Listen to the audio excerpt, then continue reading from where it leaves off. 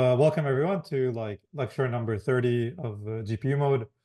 And today, I really have the pleasure of inviting Thien Tran, who on the server goes by Gonarst.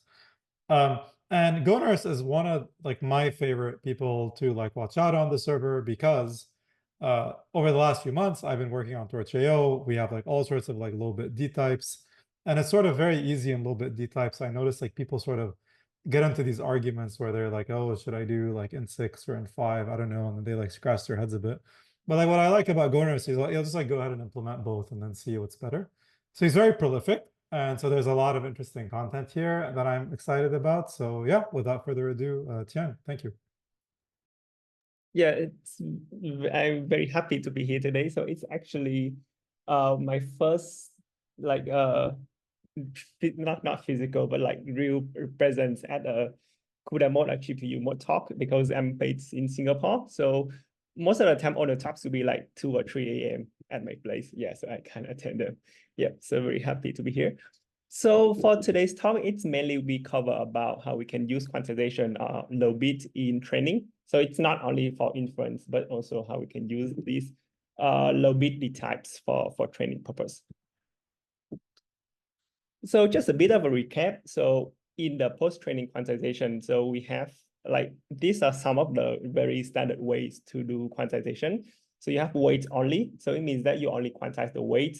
And then during the inference of the forward pass, you will just dequantize the weight and then you do the matrix multiplication. You can do the dequantization inside the matrix multiplication kernel itself. And then you also have the dynamic activation and the quantized weight. So in this case, then your activation will also be quantized before you do the MAMO. And yeah, and then the static, it just means that you pre-calculate the scales of the activations instead of calculate the scales dynamically during the inference. Yeah, I think nowadays for transformer, people don't really use static scale for activations. Yeah, I'm not very sure about this also. Yeah, but this is just an overview of what people have been doing for inference or what I know about inference. Yeah, but when we come to training, it's a bit more complicated because we have a lot of more stages. So we can see inference is just the forward pass, and then in training, we also have the backward and the optimizer step. And if we inspect the memory profile of during the training process, it will kind of look roughly like this. So the optimizer states and the model parameters will kind of stay constant throughout the training. And then as we go through the forward pass, we will build up the activations, which are we save the outputs to do the backward later. So, but if we have activation checkpointing, it will be a bit different, but the idea is still there. Yeah. And then as we do the backward pass, we will kind of clear out the activations that we have built up in the forward pass, but we will build up the gradients so that we can do the optimizer step. And once we reach the optimizer step, then we will be clearing out the gradients and it's go down. Yeah. So again, there can be some other optimization here. So for example, you can fuse the gradients with the optimizer step. So actually, you might not even build up the gradients memory. Yeah, but that will be a bit a separate thing together. And then in the distributed training, you will also have the distributed communications in the forward and the backward pass. So that will also incur some kind of memory, and all of this will be opportunities for us to do quantization. And the goal for quantization will be just two main goals. So first is save memory. So we want to reduce the footprint of all of these activation, model parameters, and optimizer state, and so on. And another one, it just makes things go faster. Because if you know, one of the main things to make training fast is to use tensor cores. And to make it even faster, basically we just use a lower precision tensor cores. So we have int8 and FP8. So if we can use that, then it will be just faster. Yeah. So the first topic that we cover today will be the low bit optimizer, because that would be the easiest thing to explain about. It's actually one of the first thing that I contributed to torchao. Yeah. So I think a lot of us here are not too like a lot of us already familiar with the A-bit optimizer from BNB, yeah, by Team Detmers, yeah, very famous. And recently, there are also people coming up with the 4-bit optimizer, so going down for the low precision. I think in terms of the benefit, it's really clear the benefits of low-bit optimizer because, for example, for Adam, you will have like the optimizer state will be 2 times the model parameters. So that is very huge. So by basically you just quantize this optimizer state, you can save a lot of memories here. So this one I just showed some rough calculations. So if you have 8 billion parameters, and these are the memory footprints of the optimizer alone. And then what are the savings if you just go down the number of bits for your optimizer? Yeah. I won't be going too deep into like the algorithm behind this 8-bit and 4-bit optimizer. You can read up more about on the paper itself. I think I will just focus more on the implementation side. Going next. Okay. So this is just like a rough outline of how an optimizer kernel may look like. So you have access to the parameter, the gradient, and then the optimizer state. So I purposely make the optimizer state 2 times as big as the parameter and gradients. And then you have like data going in, and then you update the parameter. Okay, actually the gradient, you shouldn't have the another arrow. Okay, I will delete the arrow later when I upload the slides. Yeah, because you don't need to write back the gradient. You only need to update the parameter and optimize the state. Yeah, so this is the standard optimizer, like optimizer kernel, and then you have like this SGD or Adam, whatever the logic inside the kernel.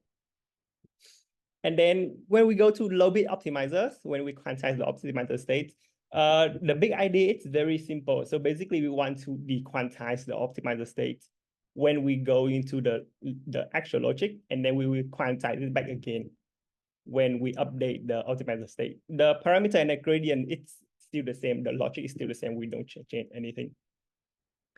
So just the tricky thing is that if we want to have the memory saving, we don't want the dequantized optimizer state to exist in the global memory because that's kind of defeat the purpose, right? Then we will have the dequantized optimizer occupying global memory anyway. So the tricky thing is that we have to do this dequantization and quantization inside the kernel itself, that at least we can put them in the shared memory. Yep, so this will be the main tricky thing for implementing low-bit optimizers.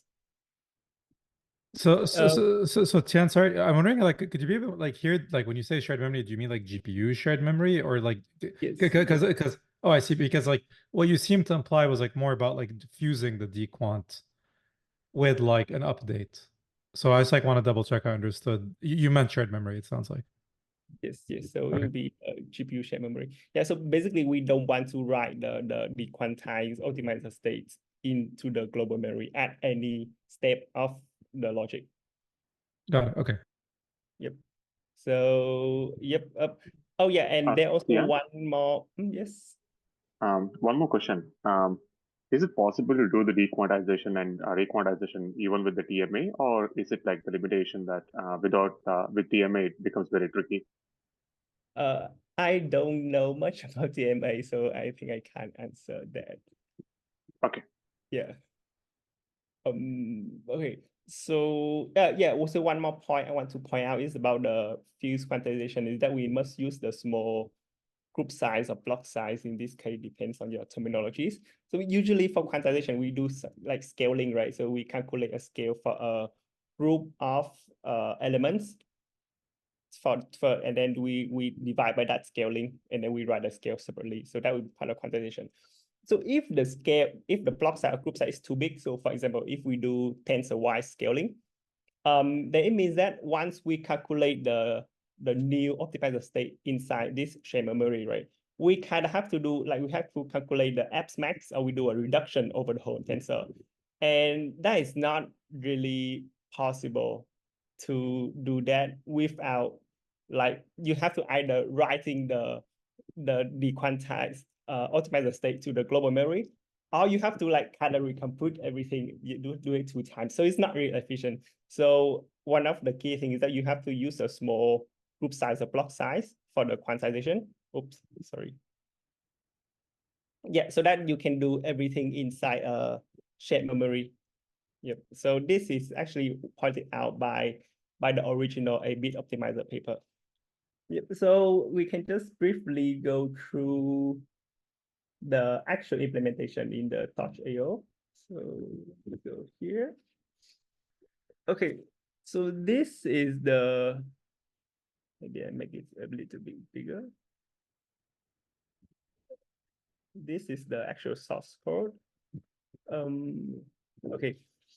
So this is just a functional Adam step. So most of the things here are basically a copy paste from the Adam implementation in the Python call. Just a few changes here.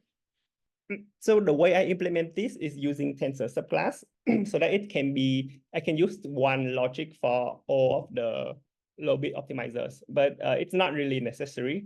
Yeah, I think later I have a small demo, so it's easier to see here. So in this case, this is the two buffer for Adam. And then when we do this LURP or linear interpolation, there will be an implicit dequantization happening here. So there will be a dequantization happening from the tensor subclass. Yep. So this will be like kind of like your 8-bit or 4-bit states, and then this will become the FP32. Yeah. So this is the reason why I write it this way, so that we can have this copy of the high precision of the optimizer state for the calculation later, and then I do the copy separately instead of like doing an in-place linear interpolation, for example. Yep. And then most of the logic is just standard Adam, so nothing really complicated. And then, yeah, and then after that, basically just update the parameter again. So you see the implementation, it's actually very simple here. And I can go to the, yeah, so this is the subclass. There are a lot of stuff here, but most of them are boilerplate. So I just want to focus on, so I mentioned about the LURP, right? The linear interpolation. So yeah, so basically this is what's going on. So basically I just dequantize the quantized subclass. And then I just call the linear interpolation again. Yep. So that's why the output will be the FP32.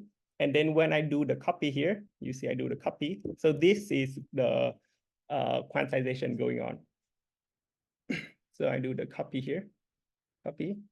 And then this will be the here. So this will be the quantization. Yep. So I rely a lot on torch compile. So basically everything is in Python, and torch compile will just generate everything for me. So that's basically the main implementation. So I also have here like just a small notebook to illustrate some of the concepts clearer. So make it a lot simpler here. For this one, I will just basically go through how we can implement low bit SGD, so a simpler version of Adam. This equation I took from the official PyTorch documentations. Yeah, so for this version, we have a momentum. So we keep another buffer of like a smooth version of the gradients. So the G here will be the gradients, the P here is the parameter, L is learning rate, mu here is momentum, and then this is the extra buffer of the smooth gradients. Yep, so this is the like the vanilla SGD. So again, I purposely write out in this form first. So I always have like this new momentum buffer, and then I do the copy separately because later we will have the quantization and the quantization step. Yeah, so this is basically just the equation here. And then I just put some dummy data. You have the learning rate, momentum, parameter. This is your buffer. And then first, I do this for 5 steps. And then each step, I will just generate some random gradients. And then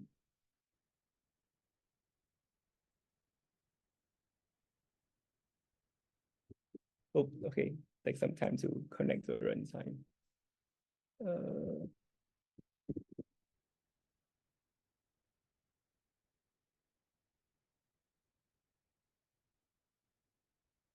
Okay, so yeah, so basically we kind of simulate a training here. So in the first base case, we will have like everything is in FP32. So the first modification we can do is that we can use a BF16 optimizer state instead. So if we use BF16, you can see the change is very minimal. So basically we just need to cast the input into float 32 before doing any calculations. So that we ensure that all of the calculation will be in FP32. And then when we do the copy here, like PyTorch will implicitly cast that back into BF16. So you see that the only change is this one and this one. Yep, and then if you just do that again, you see that the results are very similar. There are some small differences, but that's to be expected. Yep. So for this one, we don't do any special kind of like scaling or quantization in that case. We just lower precision for the optimizer states. Yeah, so actually this is also one of the limitation in the built-in PyTorch optimizer, I think, because PyTorch optimizer will always force you to use the same precision as your parameters. Yeah, so you can't really have a FP32 parameters and then BF16 optimizer, which is kind of like very simple, but you just can't in the PyTorch core optimizers. Yep. So if want to go one step further, basically we can just change this into FP8. And then everything still works kind of correct. So you see the results are still very similar. Actually, I think they are mostly the same. So you can see because of the way we write everything in PyTorch, right? So actually you see that this function actually doesn't change anything. The only thing that changes is that we just change the D type of this, and then PyTorch will automatically do the casting for us. And then if we just torch compile this, everything will be done for us also. Yeah. So again, this is just, there's no scaling or whatever. So for the next one, I will just do a very simple tensor-wise scaling. Yeah, this is just for demonstration purpose, because like I point out earlier, it's actually bad to do tensor-wise scaling because you have to do reduction across the optimizer state tensor, and that's you cannot do that with just shared memory. Yeah. So so what are the differences? So for the so you can see here, this is the dequantization part. So basically, again, we just cast that to float, and then we have the scale here. So just multiply by the scale. So this will be the dequantization part. And for writing out the output, so this will be the quantization of the buffer. So you see here, this is just the quantized FP8. So it's just a tensor-wise apps max. Yeah, very simple. Yep, and yeah, so that's it. And then you will have some result here. Yeah, I think because of this simulated data, so you can't really see the improvement. Yeah, but I think with real data, you will see some improvement over this one here. Yep, so I think that's all for what I want to present for the low bit optimizers. Anyone have any questions or want to discuss before we move on? So Byron is asking, how do you make sure the dequant does not happen on DRAM if you are solely relying on torch compile? Yeah, so one so I guess the right way is you have to do like profiling and so on, and also see the generated Triton code. But I believe like the Triton code can also write into global memory, right? So yeah, I'm not sure, but like the simple way I do I just do the profiling and I see if the expected drop in the memory is like looks right, so it looks correct. So if I go from FP32 Adam and go to 8-bit Adam, and I should see this drop in the amount of peak memory. Yeah, so that's just a simple way for me to double check that. Yeah, but yeah, there should be more rigorous way to check.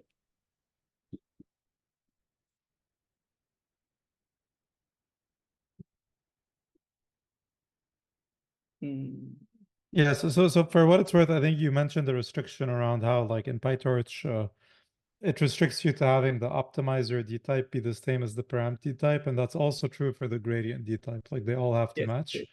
Yes, and this is, yeah, like a very unfortunate BC breaking change. that I'm told is pretty much like impossible to change at this point without like using subclasses. Yeah, painful limitation, but yeah, well known, unfortunately.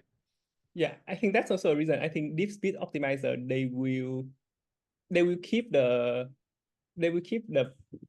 parameters in FP32 inside the optimizer, not outside the optimizer. So you will get like 16-bit gradients, I think, and then you will never have 32-bit gradients. Yeah, I'm not very sure, just something I read somewhere. Yeah. Yeah, and for what it's worth, I think there's also been some work with people experimenting with full BF16 like optimizers, and it's sort of like possible to, instead of upcasting to FP32, to use BF16. I think the numerics is bad, but the numerics can be decent if you're using like Gahan summation, and I think there's been some early experiments I saw on this. So yeah, you don't have to use FP32. Okay. Yep. So I will move on to the next part about the quantized training. So for quantized training, I will split into two parts. So first is you have the quantized weight. Is that you only keep the quantized weight during the whole training. You will never have the high precision copy of the weight. And then the next part will be the mixed precision. To be more accurately, I would say like using low bit for the matrix multiplication. So in that case, you still keep the high precision copy of the weight for the weight update. Yep, so for this one, it's just a low bit weight only training. So we only keep the quantized weight for the whole training process. So just a bit of recap again.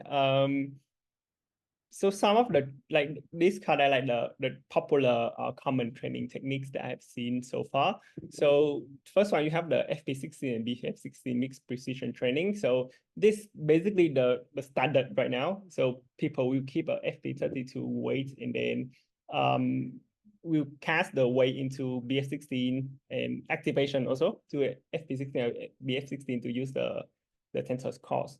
There are also some works to do full FP16 and BF16, but it's not so popular because of the weight updates when you only have the low precision. So I think full FP16 was never really popular. I remember I think FASIC have some features for that, but again, it's not very popular. BF16, it's full BF16 training, I think it's more popular, but you also have some issues about the weight updates. Yeah, and we talk about that later. And then just want to add here, so QLoRa, it's also very popular right now.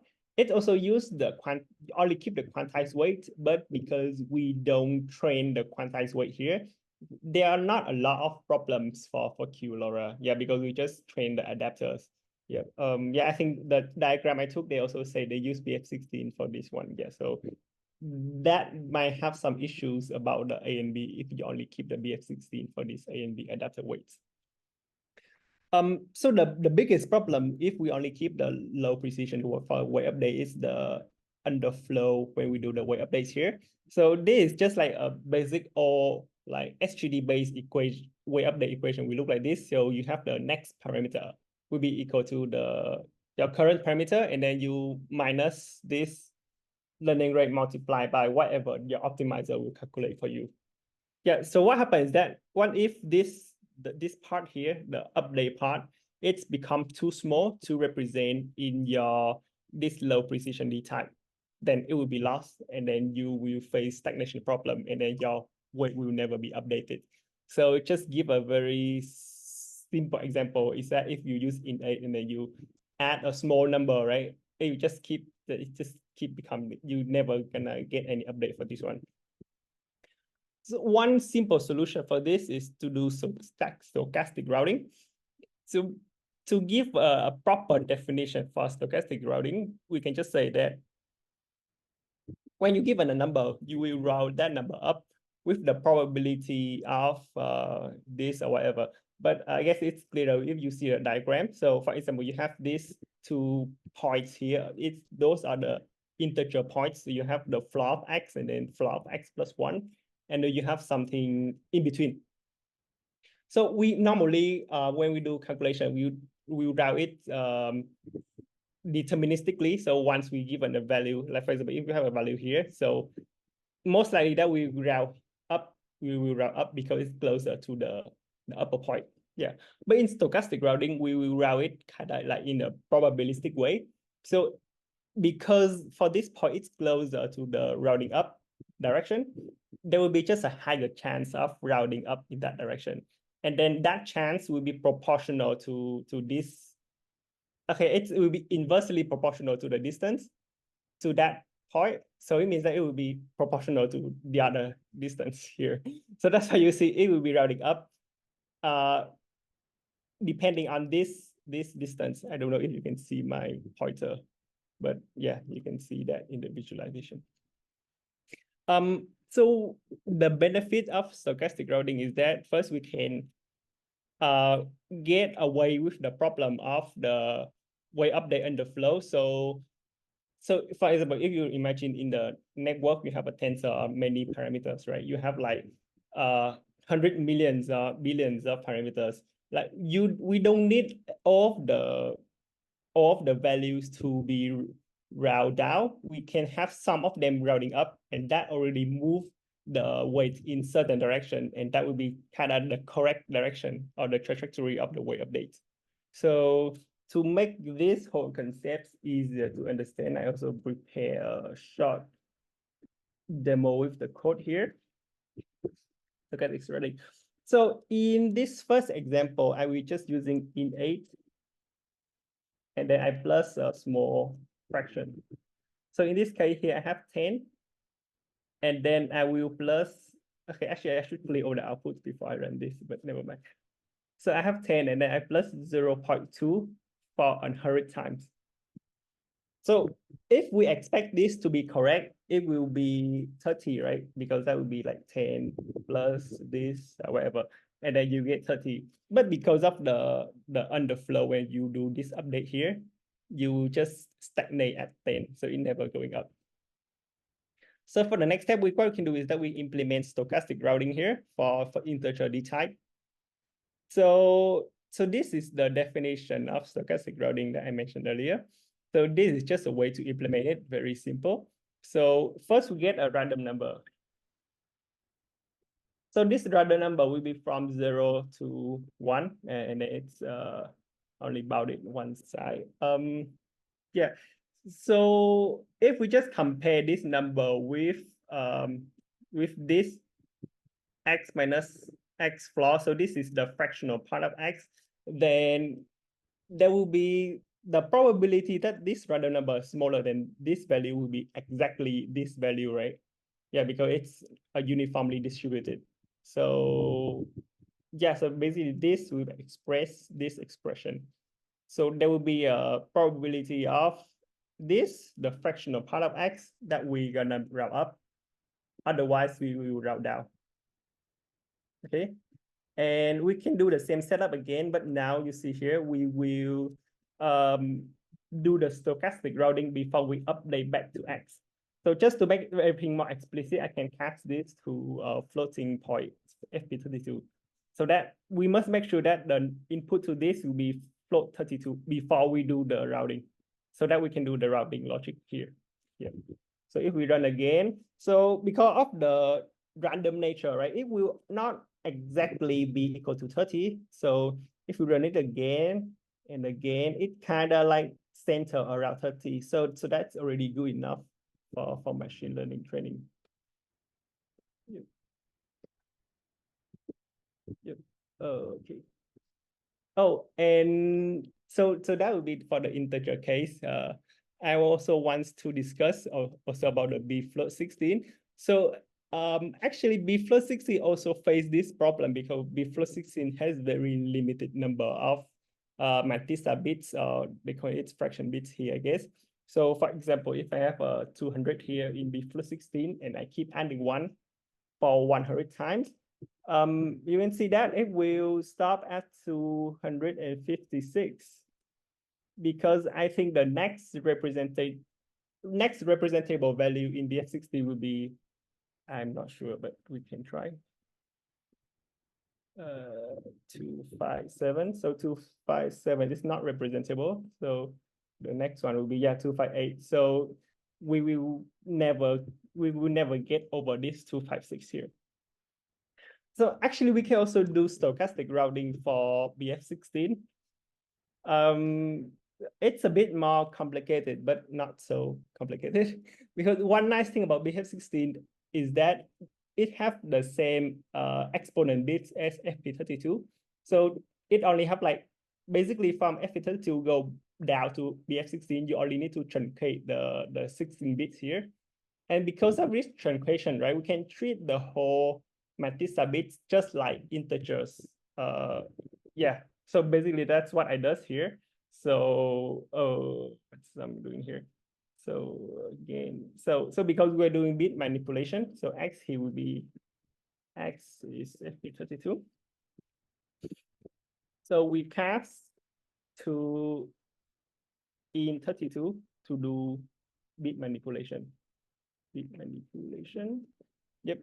So this will be my floor. So it's not just like calling the floor, right? But basically we just truncate the last 16 bits. So this will be my floor in this case. And then similarly to what we did for the stochastic routing, we will also generate some random numbers, but in this case, we will generate 16 random bits. So this will represent the parts that we truncate off, we chop off. And then basically we could just compare again, we just compare that with the part that we chop off, and then the logic is exactly the same. So this will be round up and this will be round down. See, very similar to what we did before for the integer. And then if we do it again, now we get correct value. Yeah, so now we don't stuck at 256 anymore, and then we get correct value now. Okay, so that's like just a small demo just to get an intuition about a stochastic routing and why it helps with this way update. Anyone have any question before I just showed some of the result and the implementation I got in the torchao? I had a question. Like I noticed like just one of the times when you were running like one of your cells, there was a very large deviation. I think it was what rare. It just happened. I think instead of the expected output being 30, it was like 38, which seemed like kind of a large deviation. And so I'm wondering, like, like when you're doing like training runs, have you ever noticed yourself like getting unlucky and needing to just restart the job because of like a weird anomaly because of stochastic running? I think one thing is that I haven't done that in the experiments to observe such case. And then even if something happens, right, it's kind of hard to trace it down whether it's due to stochastic routing or some other problems. So I think it's hard to say. Yeah. So yeah, I think one important reason is also we need to test whether our stochastic routing logic is correct, right? So I suppose the most correct way is to do some kind of hypothesis testing because we know what's the expected distribution of the outputs here. Yeah, but I never actually did it because it's kind of complicated. So what I did in the torchao test also I just generate a lot of numbers and I just take the average and to see whether it's close enough to this value. It's not perfect, but yeah, just simple, I guess. Yeah.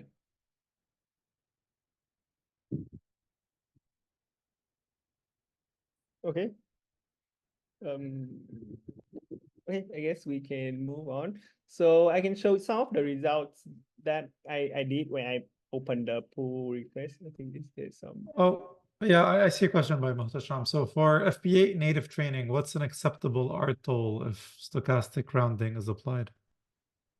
For acceptable.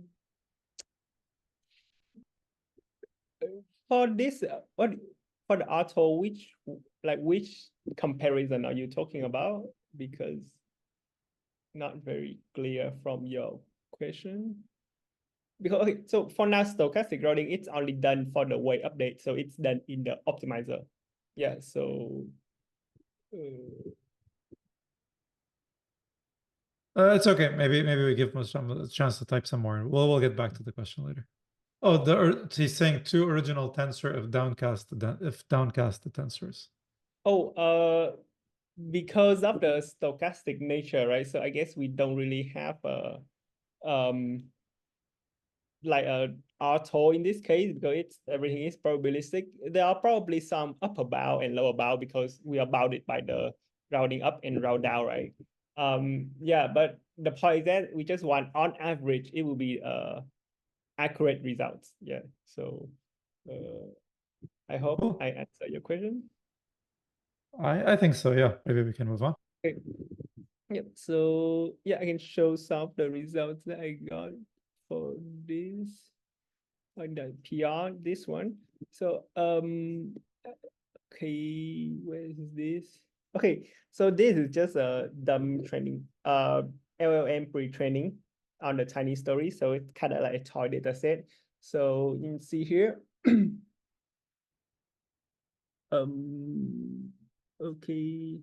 Okay, and we look at the one in the right. So the better one is still the BF16. So is it? Wait, let me see again. Yes, the BF16 has the lower loss. Yeah, so BF16 is still a bit better in terms of loss, and then for the innate quantized, it's a bit worse. But it shows that it can still converge very nicely along the BF16. Yep, and then same story as for this one. So for the green curve, actually, I also tried to use a bit optimizer. So everything a bit, right? Yeah, but again, as we quantize more stuff, it looks like there are still some quite not insignificant gaps between the higher precision and the lower precision. Yeah, so it shows that like it's possible to do it, but there's still some accuracy problems. I think I want to point out this one. Okay, this one was pretty interesting here. So okay, so actually, if we compare the purple one and the blue one or turquoise, whatever, they are using the same learning rate. And then if you can see, the BF16 actually perform worse than the E8 quantized training. This is fine tuning anyway. Yeah, so fine tuning this model on a random task for the LLM I found online. One of the reason I think is because of the way underflow, way update underflow for BF16, because you see here the learning rate here is very small. So even BF16 will face problem if we use low learning rate. And for the innate, because we use the stochastic routing, you can see that it actually outperforms BF16 in this case. Yep. Yeah, and then BF16 only can catch up when I increase the learning rate here. Yep. Yeah, actually now if I want to redo the experiments, it would be good to we also see if we can do BF16 stochastic routing. Yeah, then I guess it's even better than the innate here, I guess. Yeah. So just want something to show. Yep. So oh wait, where is it? Some of the other results. Okay, I can go back to the slides. And then this is the implementation. So there are only two main parts I want to show. So basically, it's just the custom autograd function. Yeah, so for so you can see here, the weight here is a custom tensor subclass containing the quantized weights. And for the forward part, it's pretty standard. So basically, you just dequantize it, and that's it. So, and then same for the backward pass, basically just dequantize and then do a normal matrix multiplication. And then it's the stochastic routing. I think, oops, where's that? Stochastic routing. Okay, so I implement stochastic routing inside the parameter subclass itself when I do the copy op, the in place copy op. So this will be the routing part with the stochastic routing here. Yeah, so the stochastic routing logic, it's basically the same as what I show you in the notebook. So yeah, basically just generate a random number and then we compare that with the fractional part of that innate. Yeah, yeah. So by right, actually, we should do this stochastic routing logic inside the optimizer, because if we do this for the tensor weight subclass, right? What if we don't do the copy inside the optimizer, we do it outside?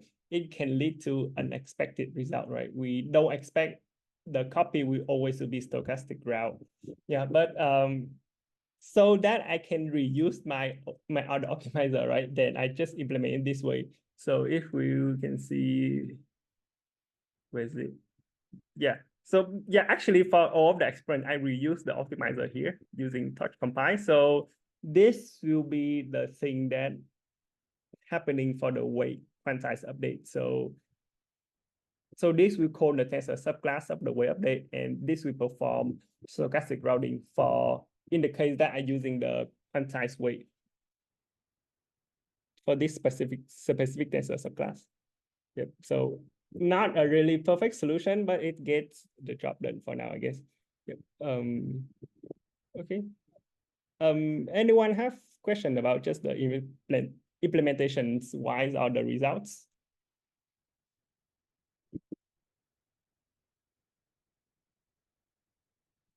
Okay,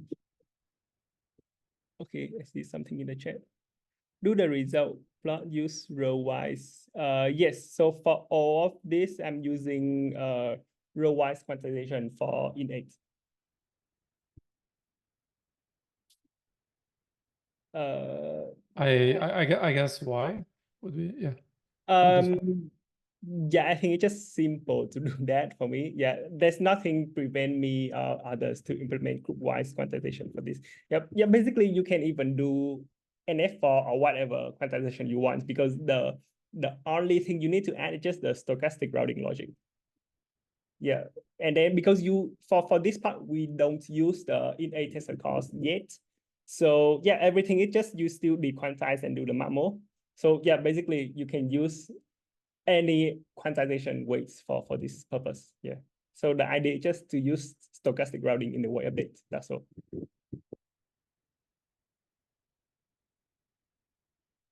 Okay. Yep. So some of the final thoughts on this in a quantized training. So just now in the PR that I showed some of the results, actually the memory reduction, it's not that good. So I didn't see like the expected reduction in memory if we like kind of half the model size from BF16 to innate, for example. So I never had a chance to carefully investigate this problem, but I'm guessing it's because of the row-wise scaling. Yeah, so I mentioned earlier, right? Because for the quantization, we want to calculate the scale within the shared memory itself. And then if we use the row-wise scaling, and then if it's too big, then maybe the Triton kernel will write the output into the to the global memory, and maybe that's why we don't get the expected memory saving. Yeah. Yep, and then maybe for fine-tuning purpose, then maybe just use QLoRa. It's simpler. And for pre-training, then for pre-training, you probably need like many GPUs to do it well anyway, so it's not really a big problem. Yep. So for now, I don't think it's not very attractive, but I think the idea of stochastic routing is pretty neat. Yep, and then that's why I also introduced about BF16 earlier. Is that, yeah, we can use BF6 stochastic routing for BF16 training, and it improve everything significantly. So this idea, it's, I guess I first saw it in this paper, and then the LAM.C code base also implement that logic here. So if you're interested. And this is kind of like not so related to this, but I was training some bitnet models, and to save the memory, that I only use the BF16 weights. So everything is BF16, I don't keep FP32 at all. And once I implemented the stochastic routing for BF16 inside the optimizer, you can see that there's a significant gap between the two here. So the better one will be with the BF16 stochastic routing, and then the worst one is without. Yeah. So I think that's pretty neat. Okay. Yep. So I will move on to the next part about using innate for matrix multiplication during training. Anyone have questions before this?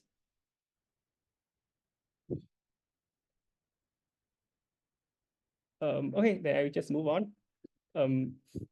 So yeah, so as I mentioned earlier, if we want faster training, basically we just need to use faster tensor cores. There's no way around it. And as we go down to lower D types, right, then the tensor core for that lower bit D type is significantly faster than the BF16. And I think one not so common fact about the 4090 series, and actually it's also true for the 300,000 series consumer cards, is that in-8 tensor core is actually 4 times faster than the BF16. Yeah, but in my own benchmarks, and I think it's only up around 3.5 times faster, but it's still already very fast compared to other GPUs, right? Other enterprise GPU, you only see 2 times faster for in-8 compared to BF16. Yep. So I think it's really like if you train your models on consumer cards, it's really like a no-brainer option to just use in-8 for training, which I show some of the results later. So hope can convince you better. Yeah, and then you can see that like in the 4090, even though it's also support FP8, but FP8 is actually slower than in-8. Yeah. And then if we do in-8 tensor cores, right, like A100 can also benefit from this. Okay. So one of the biggest problem of using low bit MACMO is about the reduced range of the low bit D type. So for example, for in-8, you have only this range from 1 to around 127 or 128. And then even if you use FP8, right, then you also get a very limited range. So if your input is outside this range, right, then of course we don't want to like flip the output because that would be bad for your results. So the solution would be we doing scale matrix multiplication. There are many ways to do this. So the simplest way that we don't need to modify the inner loop of the matrix multiplication is that we can factor out some of the scaling out from the 2 inputs, and then we do the scaling back into the outputs here. So the first basic form is the tensor-wise scaling. So you have the 2 matrices, right, here and here. You just calculate one scale for the whole tensor for the matrix A, one scale for the tensor for the whole matrix B, and then you will do this matrix multiplication. And once you get the result, you just multiply back these 2 scalar values. So these just 2 scalar values. And in fact, this is what the FP8 training recipe right now currently using. They use tensor-wise scaling for everything. Another way that we can do that can be a bit more precise is to do row-wise scaling for the first matrix, and then the column-wise scaling for the second matrix. So so the reason for this is that if we look at the matrix multiplication, then for one of the output value, it will be the dot product of this row and this column, right? So if we can factor out this scalar here for this row, and then this scalar here for this column, then we can apply it once we get the output here after the result. So once we get this result, we can just multiply back the row and then column scalar appropriately. So this is what's happening for the in-8 post-training quantization, where we do the both quantize the activation and both quantize the weight. So this is what's happening. And in fact, actually, you can also combine these two. So like kind of mix, so you can have like tensor-wise for weights and then row-wise for activations, and vice versa. You can mix a bit. So that would be the most basic form. The reason we can't do scaling like along this inner dimension is that because we are doing reduction in here, right? When we do the matrix multiplication, we can't scale the intermediate outputs from the matrix multiplication. I mean, it's possible, but then you need to modify your matrix multiplication inner workings, which is more complicated. Yeah, and then maybe you need some extra memory to store the results or something. Yeah.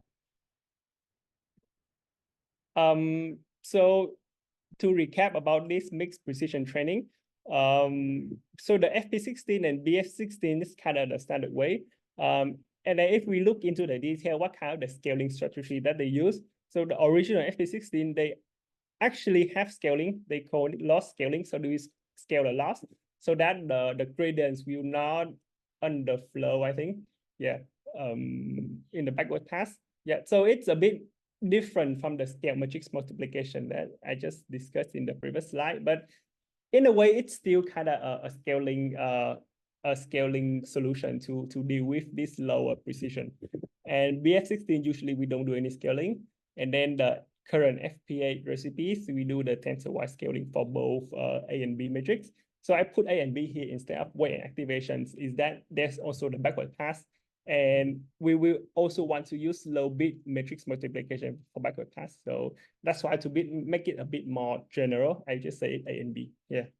And for the in-8, so this will be the one that people normally use for the post-training quantization. And one observation that I've seen that because for the in-8 post-training quantization, the result is already very good, very accurate. It's like almost not much drop in accuracy compared to the F60 model. So why not use this for training? Yeah, so basically that's what I did for this torchao mixed precision in-8. So there are, okay, let me see. Okay, so there are two main parts. Is first is we have to implement this scale in a matrix multiplication in Triton. Actually today, torch compile can generate like scale in a matrix multiplication, but I think it lacks some two problems. First, that torch compile today it can only fuse the one scaling of the output. It cannot scale two scaling of the outputs. I guess just no one took the time to do that. And then the second thing is that I think it doesn't really have good enough auto-tool config. So you can see here, I put quite a lot of auto-tool configs. And when you have a lot of auto-tool configs, it can really make a big difference to the final performance of the kernel. Yep. So yeah. So for this kernel, it's actually most of the kernel, it's code generated by torch compile. So all this thing up until the output here, everything it's generated by torch compile. So I just modify from the base. So all the part here is generated from torch compile here. So I won't be talking so much about that. So the only modification is just scaling the outputs here. So this is the scaling the outputs part. So so you have the row scale. So basically just load the row scale. Yeah, I think it's just what it is. And then I just load the column scale. So I have this small feature here is that the column scale can be a scalar. So because of, I just do this small modification so I can support bitnet. Yeah, I can talk about that later. So basically for this kernel, it can support row scale and column scale or row scale and tensor scale. Yeah, so that's it. So yeah, so this basically you just scale the results. Yep. So that is the main scale in the kernel. And for the implementation wise, so basically it just you have this custom autograph function. So you see here in the forward pass. Yeah, so dynamic in a map mode. So this is the dynamic in a scale map mode. Okay, so I just put a scale here.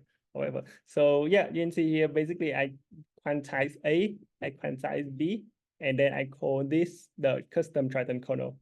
And that's it. Yeah. So yeah, quantize, use in a matrix multiplication and fuse the final scaling back into the kernel. Yep. And all of the quantization will be fast thanks to torch compile. So I only need to write the custom scale in a matrix multiplication. And this is done for both the forward pass as well as the backward pass. Yes. Okay, I see this one question. Okay. Yes. Okay, and this is the results that I have when I put up the PR. So this is the end-to-end speed benchmark. So as you can see for the 4090, because of I mentioned earlier, the in-8 tensor core for the 4090 is just insane. So we can get up to 70% end-to-end improvement. So this is end-to-end. And for the A100, yeah, because the speed up is not that good. So actually plus 40% end-to-end is also really very good, but not as good as the 4090. And as you can see, the loss curve like basically the same. There are some instability here. I'm not sure why. I never really investigate much. Yeah, but basically the loss curve match very closely. Yeah, and then you have the insane improvement in the end-to-end speed. Okay. So this is just a small run. So you can see just 1,000 steps. Before that, I also did a much longer run. So this one is 1 billion on the C4. Yeah. And then one interesting thing is that you can see actually the in8, it's outperforming BF16. You're not very sure why. I never really investigated that, but it's just good to know. But at least it shows that there are no bad reasons to use in8 for the matrix multiplication during training. And it also works very well with fine tuning. Yeah, fine tuning. Yeah, this one I did with torch tune, so fine tune the Llama 8 billion. There was some problem with torch tune because torch tune they use dynamic sequence length, so that is not, it doesn't play very nice with the Triton auto tune because Triton auto tune will try to retune everything whenever the input side changes, right? So that's why there are some problems here. But if we just look at the improvement thanks to the in8 matrix multiplication alone, then yeah, this is the improvement. So I think it should be around 20 or 40% or something. Yeah. And then the loss basically it's identical. So yeah, so for in8 matrix multiplication, and then we use row-wise scaling and then column-wise scaling for A and B respectively, then the results are very accurate, and then you pretty much can use it for everything, even for fine tuning and pre-training. Okay. Okay, so anyone have any questions before I move on?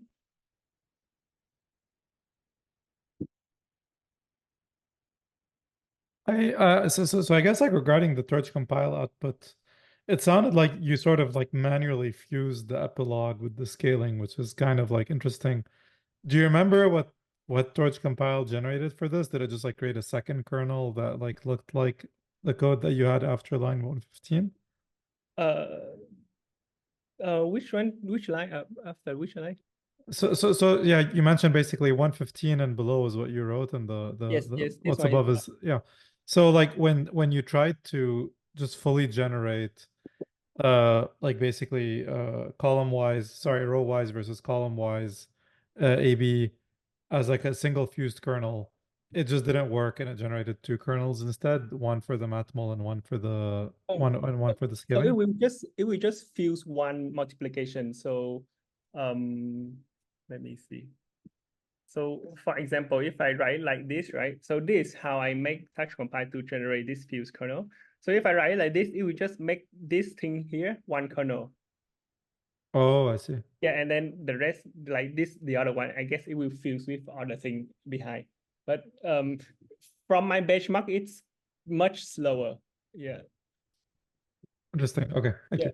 It could be just also maybe the different auto tune configs also, because this one I use quite a lot auto tune configs.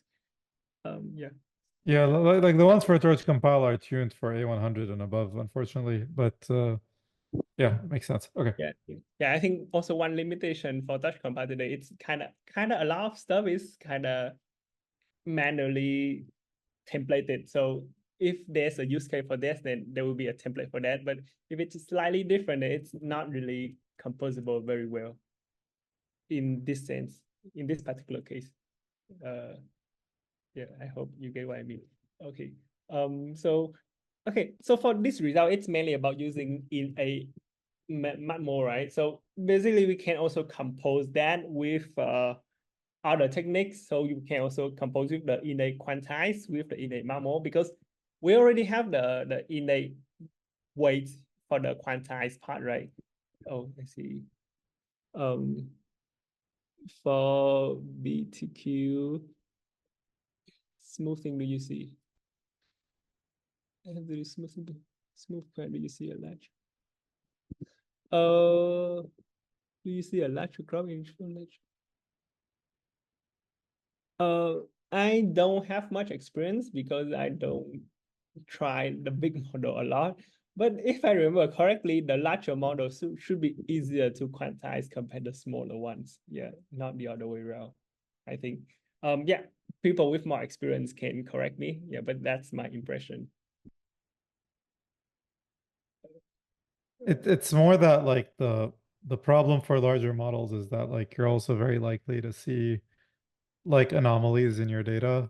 Okay. So techniques like smooth quant are primarily about anomaly, like handling anomalies. Like otherwise, if you try, for example, just doing uniform, like basically data that's generated by a Gaussian distribution with 0, 1, like you're never going to run into anomalies, and there's like just like no reason, I believe, like in those cases to use an algorithm like smooth quant.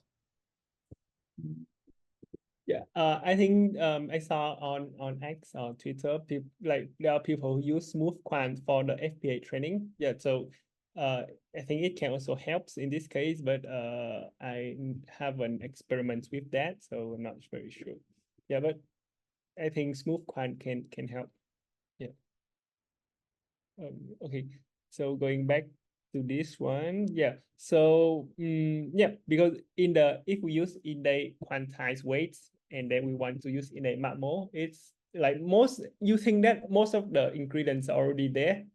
Then we only need to quantize the activations. But the biggest problem is that when we have the row-wise scaling for the weights in the forward pass, it will become column-wise scaling in the backward pass because of the math, I guess. So these are the equations. So basically, this is the linear layer, right? You have x times the transpose of the weights. And then in the backward pass, you have this W without the transpose. Yeah, so this, because of that, the W here with the column-wise scaling, it's not compatible with the one I discussed earlier about you want the scaling to be like outside the outer dimension of the MATMO, so you can do the scaling back to the output. So that should be the simpler case. Yep. So there's some friction here. But I mean, if you want, there are ways to get around that. So for example, you can just re-quantize it again in the other axis. Yeah, and so on, but some extra overhead. So I haven't implemented this for now because I guess if people are welcome to try, but if we want to put that in torchao, then I guess there should be some evidence that it's good enough. Yeah. And yeah, one thing I also put out here is that actually using it a MATMO can be composed with, for example, QLoRa, or you can either use FPA MATMO. Yeah, because for QLoRa, you already dequantize the weight before doing the matrix multiplication, right? So yeah, definitely you can just requantize it in a different way just to utilize the FPA and in a matrix multiplication. Yeah. Yeah, like I think there's certainly a lot of people investigating this, by the way, because like I think, for example, from like the perspective of inference engine providers like VLLM, at least like let's just not talk about like just for inference here. Like they really care about like having like low bit weight only representations with the matmul happening in either FP8 because they mostly care about H100s or like int8. So I suspect this to be like a very burgeoning space, and we're gonna have like both Moby Cham and Lei from BitBlast like talking to us more about like the work that they're doing here. Okay. Yeah. So I just want to also put a slide here about BitNet. So the funny thing story, how it happened is that actually just after a few days after I finished my in a mixed precision training PR at torchao, then yeah, the Hugging Face, they put up their blog post about the BitNet training. Yeah, and before that, actually, I never really read the BitNet paper in details. And just because of the Hugging Face blog post, then I start to read up about it. And so the basic idea is that for the weight, they will do the tensor Y apps mean. So this apps mean, not apps max, scaling for the weight to the this ternary value, so -101. And then for the activation, they will do the per token rows Y max scaling for to innate. So for the activation quantization, it's actually the same as the mixed precision training that I did, and then it's just a different in the weight. So when I just saw this, and then I can just use in a MATMO here because all of the data types are already there. Like in a can already represent the weight for the ternary values. You have extra bits, but anyway, who cares, right? So that's why I just quickly put up a PR for this one, and it's just very simple. So most of the most of the implementation, it's mostly the same as, okay, I don't have the implementation here. I should go back to this. Most of the implementation is actually the same as in the mixed precision. So the only difference is the way how I quantize the weight. So this will be just the only difference. Yeah, quantize bitnet weight. So this is the apps mean tensor y apps mean scaling. And then for the custom autograph function, yeah, basically it's the same. So quantize the input, quantize the weight, and then I code exactly the same function just now about the fuse scale in the MMO. Yep. And how did you do the 2-bit altogether? yeah, the 2-bit. Yes, the 2-bit altogether. Yeah. Yeah, so there's one extra improvement I did. So basically, I just copy what the FPA folks did for their FP8. So for the people who don't know, so for FSDP, you will you sharded the weights across different GPUs. So for example, for this weight here, you have 4 GPUs. You split the weight into 4 parts, and then each GPU will just contain 1/4 of the weight. And then when you get to a specific layer, it will collect all of the weights together. So you form the fully, like the correct unsharded weights, I think. Yeah, so you have the original weight again to do the matrix multiplication on each GPU. So because we, for example, in the bitnet, we only need 1.58 bit, right? So for this communication, we don't actually need to communicate the original weight. We only need 2 bits to communicate the weight. So that's what's happening here. So wait, where is it? Okay. Yeah, so the FSDP folks also provide very useful functions that we can extend so that it can compose nicely with FSDP. So basically, I just need to quantize the weight before doing the all gather, and then I just pack that into 2-bit. Yeah, so the detail is not so important. Yeah, so basically I just pack that into 2-bit, and then yep, that's it. And then after that, I just need to somehow wrap it around to make it go nicely together. Yeah. So okay, I think in the pull request I have some results here. So because of this, okay, so maybe you give a bit more context. So originally, do I have the original? Okay, so originally for bitnet, people will do kind of like quantization aware training. So basically, they just do a quantize the weight, quantize the activation, and then convert it back to BF16 or FP16, for example, and do everything in the 16-bit precision. So if we compare that with the original, like without using any quantization, right? Then that will be a bit slower because you have the overhead of the quantization. But if we use at least in the forward pass, it will be faster because you use innate tensor cores. So that's what happening here. So this is what I did. So for example, if we use the reference implementation, it will be a bit slower of the overhead, but because we are using innate tensor core in the forward pass, it become 20%, 25% faster. Yep, and then this is for 1490. So again, because 1490 have very fast innate tensor cores, the speed up is very fast. And then I also did some benchmark with Torch Titan. Yeah. So you have not so great improvement here just by using innate tensor cores. But when you start to use 2-bit altogether, then you get a bit more improvements. Yep. And also because I think I rent the server from Bass AI, so maybe their communication bandwidth not very good. That's why I'm not very sure. So this number can really depend on your setup. Yep. Yep. So it just show you that like with the knowledge of using innate tensor cores and then using low bit, it can really help you to optimize even like this kind of strange training setup. So for example, in this case, the bitnet. Yeah. And for this one, actually, I don't quantize backward pass to use the innate tensor core also in the backward pass because it will just like a bit different in terms of the numerics. So for now, I still keep the backward pass in the full like BS16 precision. But if you want, we can also quantize the backward pass to use innate. Yeah, but yeah, for the PR in the torchao, I don't. Okay. Yeah, so I think that mostly ends my presentation. So I just show some of the other interesting works.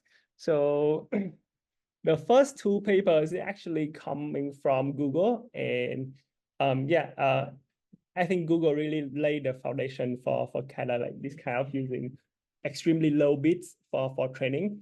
And I believe I think many people know the character I post about using innate for training, right? Yeah, because I think the chief scientist behind that came from Google. So basically, actually, he used the same strategy here. Yeah, but he didn't really give a lot of details. Yeah, but I think I believe what he does is the innate mixed precision training. Yeah, but no one really knows for sure. Yep, and then the last one is about Threadfire. I think this one is kind of interesting because they use time-wise quantization for the innate MAMO. So maybe I go back to the scale MAMO here. So I mentioned about the problem about that we have to use the scaling at the outer axis so that we can fuse we can do the scaling after the outputs. Yeah, but what he does is that we can have like this small block here. I don't know if you can see my cursor. If you have the scaling granularity of this small block or small tile, then yeah, we can also do using in a matrix multiplication, but we can have finer granularity, so potentially it can be more accurate. And we can, because of that, we can also fuse the quantization in the matrix outputs. So before writing out the result into global memory, right? Because of the time-wise quantization, what he can do is that he can quantize the outputs before writing out the global memory. So when we write the global memory, it will be the innate activations or innate outputs, and then we can propagate innate throughout the whole network.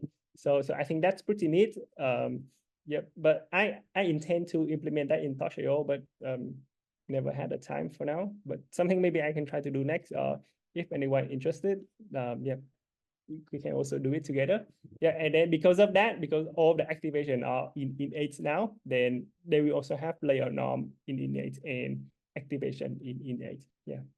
But I think in this work they still use 16-bit for attention, I think. Yeah, because they don't modify the attention. Okay. Yeah, and just some concluding remarks. So yeah, innate and FP8 tensor cores are there in the GPU. So we should use them. It's already there for quite some time. So I really have no idea why innate tensor cores never become really popular for training. There are some research works, but yeah, never really become popular, at least from what I know. Yeah, and then touch compile and Triton makes things very, very simple. So sometimes you just need to know which one is the slowest part, then you just write a Triton for that part, and then the rest just let touch compile take care for you. Yeah, and then yeah, stochastic routing can help in a lot of scenario when you do casting from high bit to low bit. And yeah, so maybe it can even possible to help with, like, maybe you can do or reduce with low bit. I don't know whether there's already research for this. Yeah, so basically, like if you downcast the before or reduce for each GPU, right? If you have low bit precision and you do or reduce, maybe you lose some precision. But what if you downcast, like before the or reduce, you downcast with stochastic routing, and then when you average them out, maybe the result will be still accurate. Yep, maybe or maybe not. I don't know. Yeah, and then some other ideas to explore is that you see there are still innate tensor cores. Sadly, Triton doesn't support int4. So if we want to use int4, we might need to use Cutlass, which is very kind of complicated. And then, yeah, I guess it needs more complex scaling granularity, because probably the row-wise and column-wise scaling probably not enough to recover the accuracy for int4. Yep, and then, yeah, so the last one is more from the Threadfire. So maybe we can also quantize the activations. So because many of the other operations like RF's norm or like this activation it's memory bound. So actually, if we can even also quantize the activations throughout the whole network, forward pass or backward pass, then we can also speed up things quite a lot. Yeah.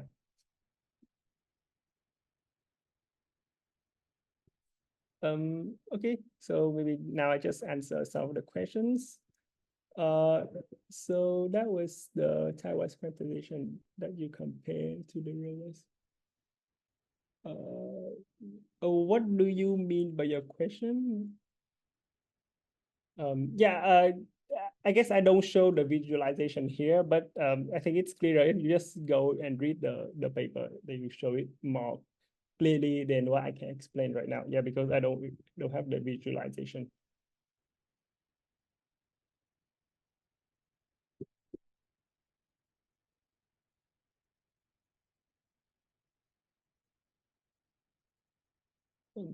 Okay. So I guess, Tian, for BitNet, did you look at all like at sort of resulting inference speedups that you could get as well? I haven't looked into look into that. Yeah. So yeah, basically for inference, I mean the simplest way is that you can do 2-bit way and then a bit activation, right? So that would be the simplest way. And yeah, I think Mobicham have some kernels for that already. So yeah, just a matter of some integration.